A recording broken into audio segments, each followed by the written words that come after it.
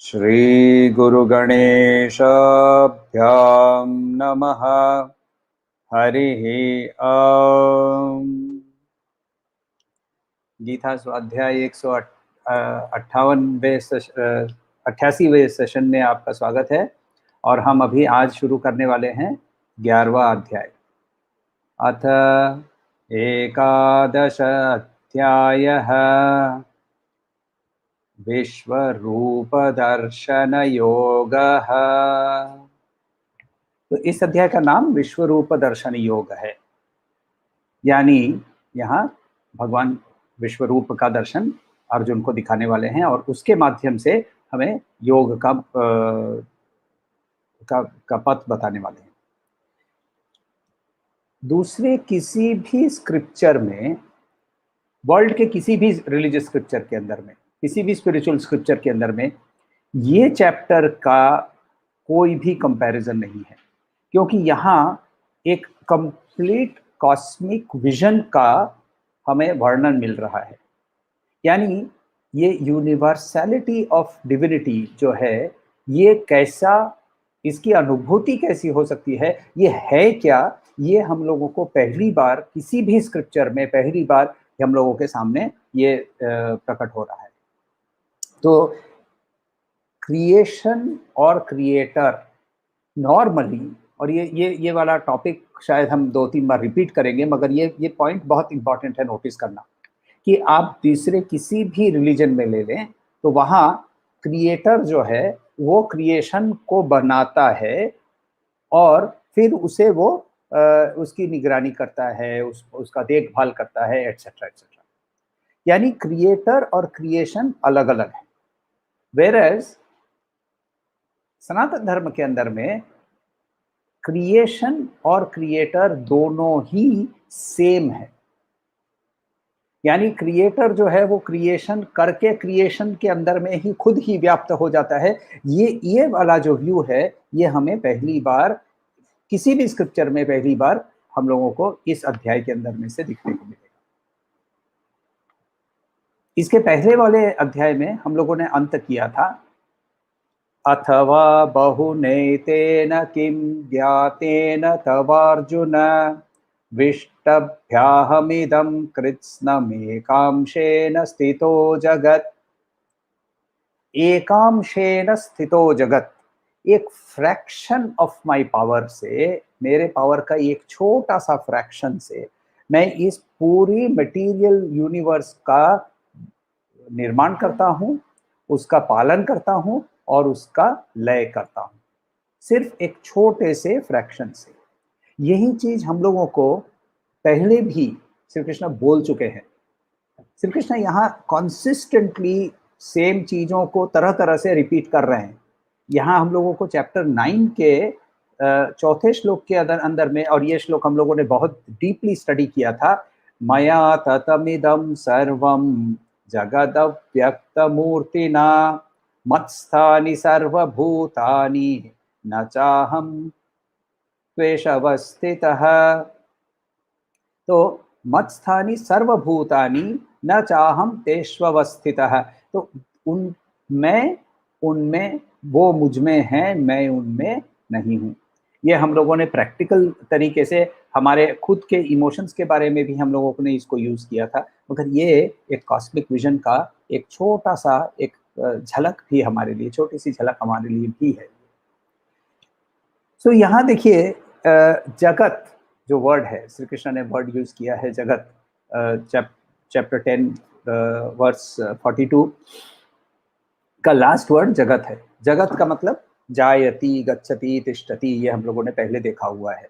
यानी वो कंटिन्यूअसली बदलता है। यानी ये एक मटेरियल वर्ल्ड ऑफ ऑब्जेक्ट्स है, ऑफ बीइंग्स है, ऑफ आइडियाज है। ये आइडियाज, विषय, वस्तु, व्यक्ति वाली जो दुनिया है, इसके साथ हम जब इंटरेक्ट करते हैं, इसके अंदर में हम ये बहुत वैरायटी देखते हैं। इसका कारण ये है कि हम अपने बॉडी माइंड इंटेलेक्ट के साथ आइडेंटिफाई करते हैं और हमें ये द वन इन मेनी का देखने की मौका मिलता है। चैप्टर 10 था द वन इन मेनी। यदि हम लोगों ने वो एक्सरसाइज सही से की हो तो हम लोगों को क्या मिलता है उस एक्सरसाइज के अंदर में, कि हम जहां भी देखें, जिधर भी देखें, उनकी उपस्थिति की अनुभूति हमें मिलने लगती है। वेदर ये जो आप और हम अभी बात कर रहे हैं, तो इस वाईफाई की जो दुनिया है, इसके अंदर में वो आश्चर्यजनक शक्ति क्या है, वो भी वही है। यदि मैं बोल पा रहा हूं तो बोलने की शक्ति क्या है, वो भी वही है। आप सुन पा रहे हैं, सुनने की शक्ति क्या है, वो भी वही है। तो ये जो वन इन मेनी था, ये हम लोगों ने विभूति योग के माध्यम से हम लोगों को मिला।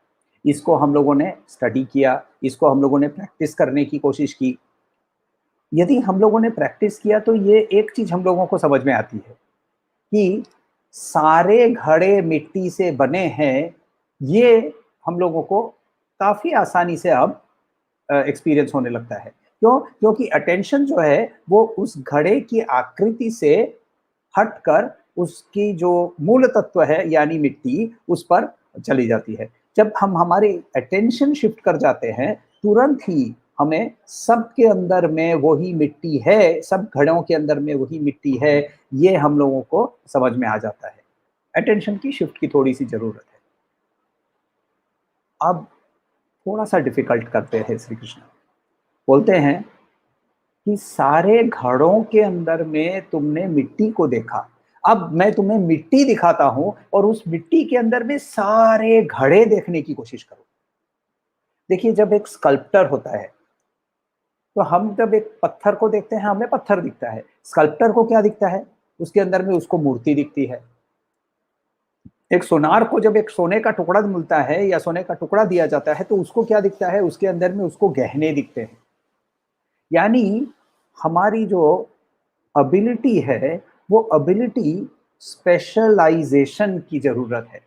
स्पेशल आइज, स्पेशल आइज जब हम करते हैं तब हमें ये हमारी जो दृष्टिकोण है, हमारा जो परसेप्शन है, वो बदल जाता है।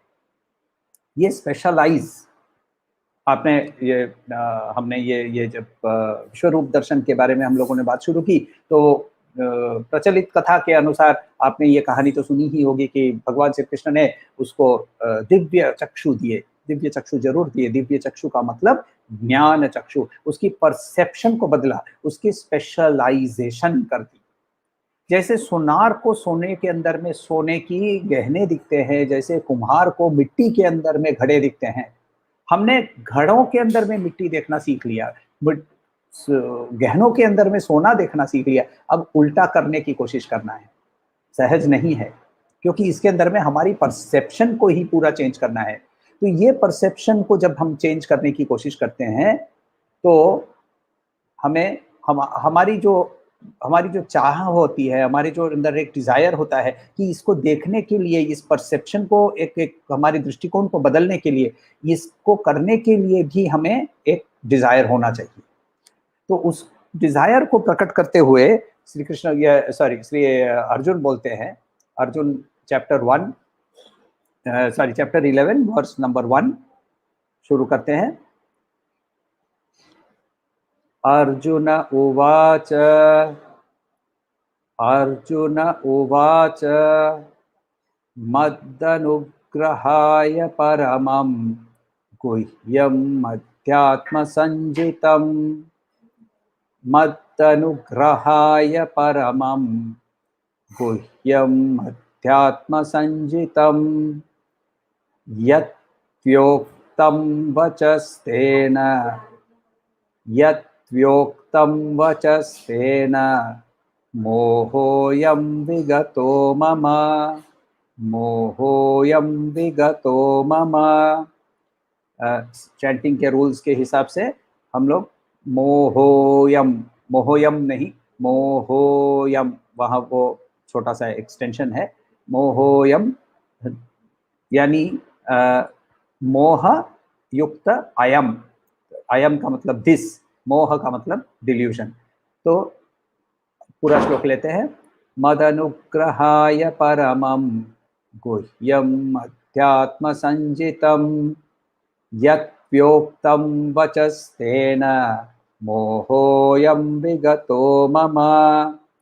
अर्जुन उवाच, अर्जुन बोले। तो लास्ट जो श्लोक था वहां श्री कृष्ण ने रोक दिया, बोला कि इतना क्या डिस्कस कर रहे हो, सिर्फ एक छोटा सा फ्रैक्शन से मैं इस पूरे जगत को पकड़ के रखा हूं। तो छोटा सा फ्रैक्शन, यदि पूरे ये जो हम सारी विभूतियां देख रहे हैं वो छोटी सी फ्रैक्शन यदि है तो बाकी कहाँ गया, वेयर इज द रेस्ट? ये सवाल उठता है और अर्जुन के मन में भी वही सवाल उठेगा कि बाकी गया कहाँ, बाकी मैं कहाँ पाऊंगा। भाई तुम्हारा एक छोटा सा, तुमने तो बोल दिया कि एक फ्रैक्शन है, तो इस पॉइंट पे आने के लिए भूमिका करते हुए अर्जुन बोल रहे हैं कि तुम्हारे अनुग्रह से, मत अनुग्रह, out of compassion to me, तुम्हारे अनुग्रह के कारण, मेरे प्रति तुम्हारे अनुग्रह के कारण, मत अनुग्रह है परमम, परमम सुप्रीम, गुह्यम, गुह्यम हम लोगों ने वर्ड पहले भी देखा है, राजगुह्य, राज विद्या योग, तो वहां गुह्य का मतलब सीक्रेट या फिर बहुत डीप, तो ये परमम गुह्यम, कॉन्फिडेंशियल, सीक्रेट या फिर बहुत डीप, अध्यात्म संजितम, स्पिरिचुअल नॉलेज के बारे में, स्पिरिचुअल आध्यात्मिक नॉलेज के बारे में, यत जिसे, त्वया तुम्हारे से, तुमने, उक्तम,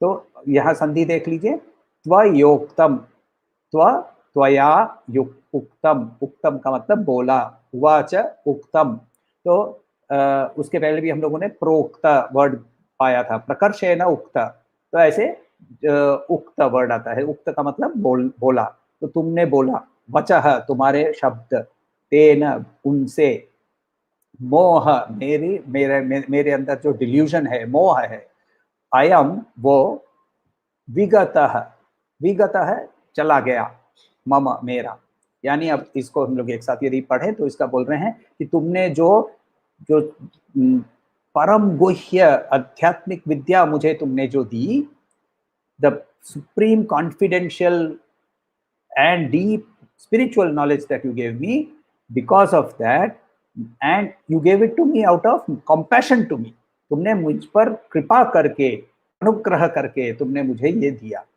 और उसके कारण अब मेरा मोह चला गया। अब एक एक करके इसका हम लोग थोड़ा सा स्टडी करते हैं। मोह का मतलब क्या? मोह का मतलब डिल्यूशन, यानी रज्जु सर्प न्याय हम लोगों ने देखा है। रज्जु सर्प न्याय यानी जब हम अंधेरे में जब रस्सी को सांप समझते हैं, किसी ने उस पर लाइट डाली तो समझ में आ गया कि वो सांप नहीं है, मगर वो है क्या कैसे पता? वो पाइप है, रस्सी है, ये हमें अभी भी उसकी नॉलेज नहीं है। मोह के चले जाने से अंडरस्टैंडिंग कंप्लीट नहीं हुई है, ये हम लोगों को समझना बहुत इंपॉर्टेंट है कि मोह के चले जाने से, तो मोह चला गया, बहुत अच्छी बात है, ये समझ में आ गया कि वहां वो सांप नहीं है, यानी डरने की कोई जरूरत नहीं है। मगर मोह चला गया इसका मतलब ये नहीं कि मुझे एक्चुअल करेक्ट नॉलेज कि वो रस्सी है या पाइप है या दूसरा कुछ जो सांप जैसा दिखता है वैसा कुछ पड़ा हुआ है, ये अभी भी मुझे करेक्ट नॉलेज नहीं है, ये समझना बहुत इंपॉर्टेंट है। तो मेरा मोह चला गया। अब इस एक्सरसाइज से हमें क्या होता है, एक इंटेलेक्चुअल अंडरस्टैंडिंग होती है कि हमें और भी आगे बढ़ना है। तो एक्सपीरियंशियल ट्रूथ अभी भी वो नहीं है मेरे लिए।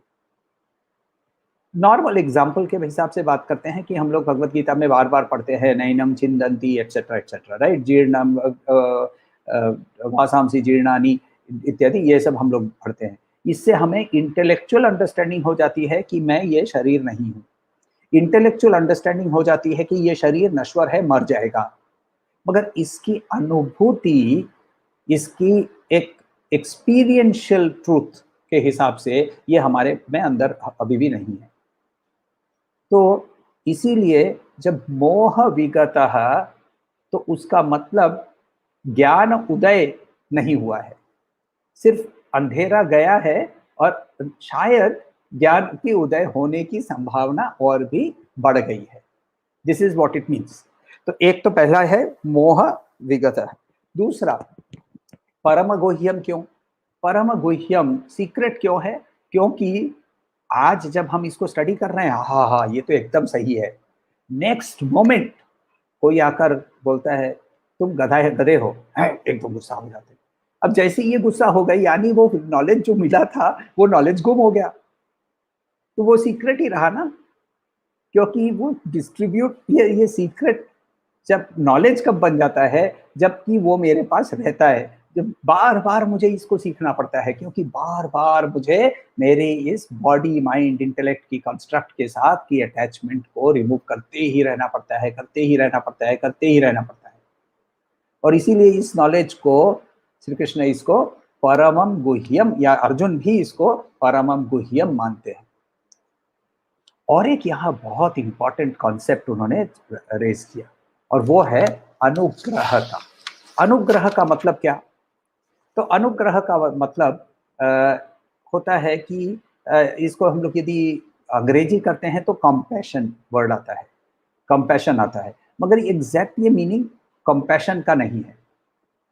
अनुग्रह के लिए हमें पहला मार्गदर्शन करने वाला इसकी जरूरत होती है, और इसीलिए श्री कृष्ण को गुरु मानते हुए, चैप्टर 2 में हम लोगों ने देख लिया था कि वो ऑलरेडी सरेंडर कर चुका है, मगर सरेंडर भी स्टेजेस में डीपर होते जा रहा है, डीपर होते जा रहा है। तो इस सरेंडर के माध्यम से नॉलेज आ सकता है।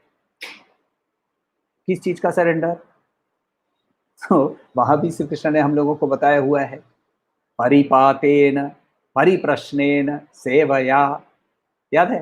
तो आप परिपातेन, ईगो का जब तक हम सरेंडर नहीं करते हैं तब तक हमारे पास नॉलेज के लिए ओपनिंग नहीं होती है। और इसीलिए विवेक चूड़ामणि के अंदर में भगवान शंकराचार्य बहुत सुंदर से बोलते हैं, स्वराज्य साम्राज्य विभूतिरेषा भवत् कृपा श्री महिम प्रसादात् प्राप्ता मया श्री गुरवे महात्मने नमो नमस्तेस्तु पुनर्नमोस्तु। बोलते हैं ये जो मुझे स्वराज्य मिला है, किस चीज का? सेल्फ एफल्जेंस का, ग्लोरी का, लाइट का, नॉलेज का। स्वराज्य साम्राज्य विभूतिरेषा, ये जो ग्लोरी मिली है, ये कैसे मिली है? भवत कृपा श्री महिम प्रसादात। तो ये श्री इसी गुरु तत्व के, गुरु के की प्रसाद के माध्यम से मुझे, उनकी कृपा के माध्यम से मुझे मिली है। क्या मिला मुझे? ये नहीं मिला, वो नॉलेज उन्होंने नहीं दिया, उन्होंने मुझे तैयार किया उस नॉलेज को रिसीव करने के लिए। प्राप्ता मया श्री गुरवे महात्मने, और उन्होंने मुझे तैयार किया, इसीलिए नमो नमस्तेस्तु पुनर्नमोस्तु, बार बार उनको नमन करता हूँ। तो अर्जुन की भी ये मनोवस्था जो है, मन की उसकी अवस्था जो है वो ऐसी ही है, और इसीलिए वो बोल रहा है कि मुझे तुम्हारे अनुग्रह के कारण, अनुग्रह जो है ये समझना हम लोगों को बहुत इंपॉर्टेंट है। बहुत लोग कहते हैं नहीं नहीं, तो उसको तो भगवत कृपा है। भगवत कृपा जो है वो कैसी है? चैप्टर 9 वर्स नंबर 29 में श्री कृष्ण बहुत क्लियरली बोल रहे हैं, समोहम सर्वभूतेषु न मे द्वेष्योस्ति न प्रियः। मैं किसी को, मुझे मेरे साथ ना बैरी है और ना किसी के साथ मैं एक्सेसिव प्रेम करता हूँ। ये भजन्ति तु माम भक्त्या मयि ते तेषु चाप्यहम, मगर जो अपने आप को मेरे साथ सरेंडर करता है उसके प्रति मैं ऑटोमेटिकली खींचा चला जाता हूं। यानी अनुग्रह क्या है? अद्वैत वेदांत बोलता है अनुग्रह और सच्चित आनंद सेम है। देखिए, यदि हम बोलते हैं कि सूर्य के अंदर में सच्चित और आनंद तीन अलग अलग नहीं है। सूर्य के अंदर में क्या है? तो बोलते हैं कि हीट है, लाइट है, ब्रिलियंस है। हीट, लाइट, ब्रिलियंस तीनों एक साथ एक ही जगह एक समय हर समय सूर्य के साथ है। ये सूर्य का धर्म है। तो यदि सूर्य को हम जब डिफाइन करते हैं तो हीट, लाइट, ब्रिलियंस तीनों के साथ ही डिफाइन कर सकते हैं। सिर्फ हीट नहीं, सिर्फ लाइट नहीं, सिर्फ ब्रिलियंस नहीं, हीट, लाइट, ब्रिलियंस। वैसे ही ब्रह्मन जो है वो सच्चित आनंद, एग्जिस्टेंस, कॉन्शियसनेस, ब्लिस, सच्चित आनंद। और सच्चित आनंद यानी available to everything at all points of time.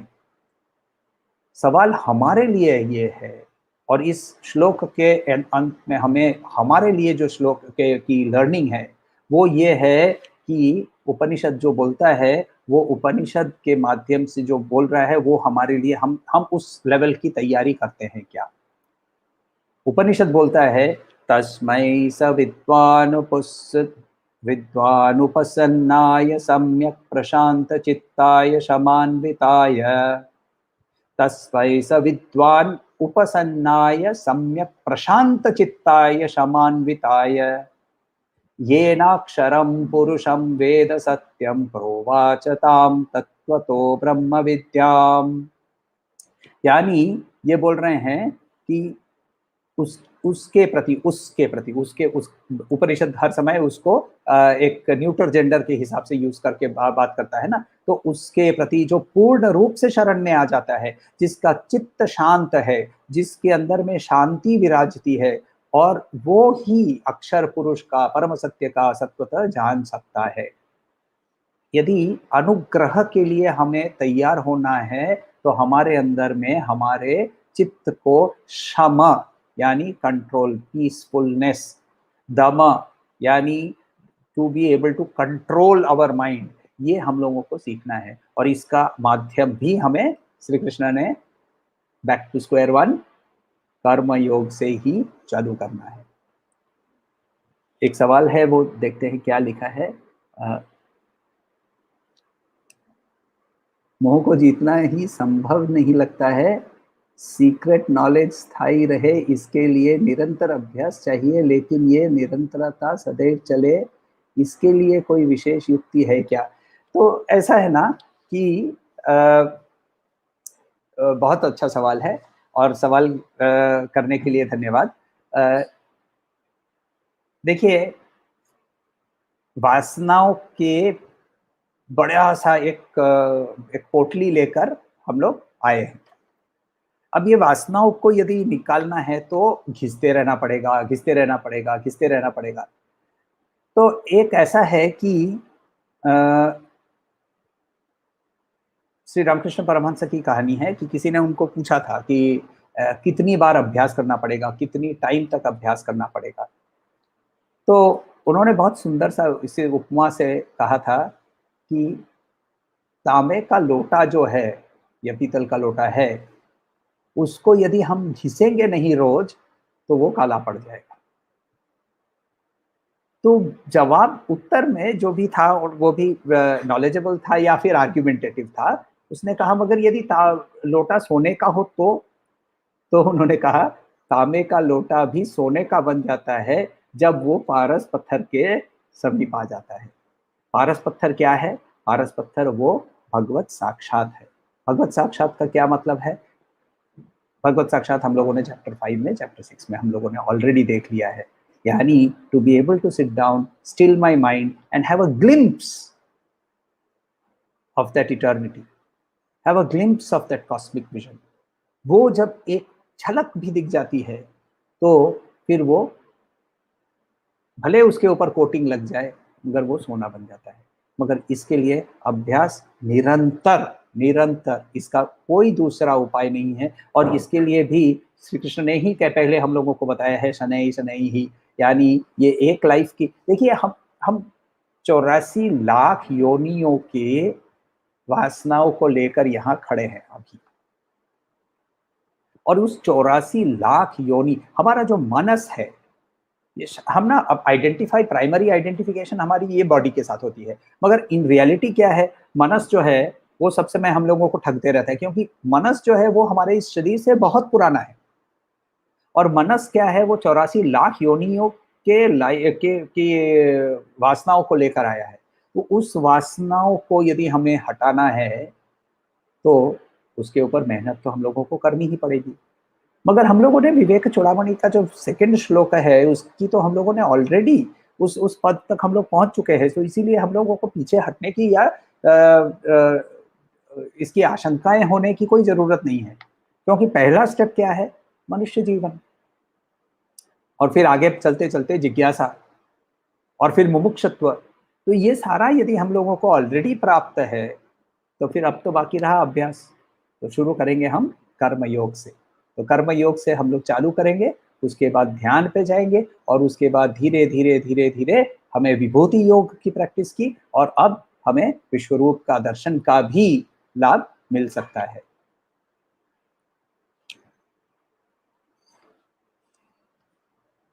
और कोई सवाल है तो बताइए।